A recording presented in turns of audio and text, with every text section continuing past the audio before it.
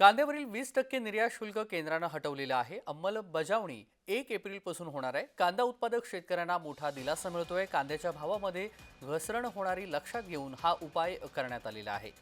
तर व्यापाऱ्यांना हा महत्त्वपूर्ण दिलासा म्हणावा लागेल। कांद्यावरील 20% निर्यात शुल्क केंद्रानं हटवलंय। अंमलबजावणी मात्र 1 एप्रिलपासून होणार आहे। कांदा उत्पादक शेतकऱ्यांना हा मोठा दिलासा मिळालेला आहे। कांद्याच्या भावामध्ये होणारी घसरण लक्षात घेऊन हा निर्णय घेण्यात आलेला आहे। केंद्रानं हा निर्णय घेण्यात आलेला आहे। केंद्रानं शेतकऱ्यांच्या वेळोवेळी ह्या सगळ्या संदर्भात मागण्या होत्या आणि अखेर केंद्रानं हा निर्णय घेतलाय।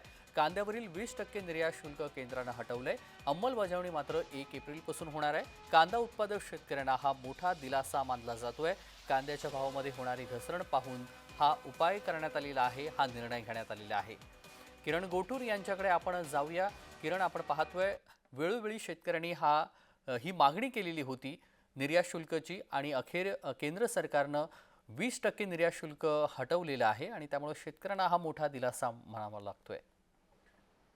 तेजस, कांदा उत्पादकांसाठी अत्यंत महत्त्वाची बातमी आहे आणि आनंद देणारी ही बातमी आपल्याला म्हणावी लागेल. कारण 20% जो कांदा निर्यात शुल्क होता तो केंद्राने आज हटवल्याचं आपल्याला बघायला मिळतं. मागच्या काही दिवसांपासून जर आपण बघितलं तर कांद्याचे दर विशेष करून नाशिक जिल्ह्यामध्ये मोठ्या प्रमाणात घसरलेले होते. मागच्या जवळपास 1 महिन्यामध्ये 800 ते 1000 रुपये कांद्याचे दर हे नाशिकमध्ये घसरल्याचं आपण बघितलेलं होतं आणि त्याच नंतर सगळ्या वेगवेगळ्या क्षेत्रातील लोकांनी हे निर्यात दर जे हटवण्याची मागणी केलेली होती आणि त्यानंतर आज केंद्राकडनं हे 20% कांदा निर्यात दर जो आहे तो पूर्णपणे एकूणच रद्द करण्यात आलेला आहे। कारण आगामी काळात मोठ्या प्रमाणात कांद्याचं आवक हे बाजारामध्ये येईल, अजून दर घसरतील आणि त्यामुळेच हे कांदा निर्यात दर हे रद्द करावे अशा पद्धतीची मागणी होती आणि ती आता पूर्ण झाल्याचं आपल्याला बघायला मिळतंय। त्यामुळे कांदा उत्पादकांना एक मोठा जो आहे तो दिलासा देणारी ही बातमी आहे।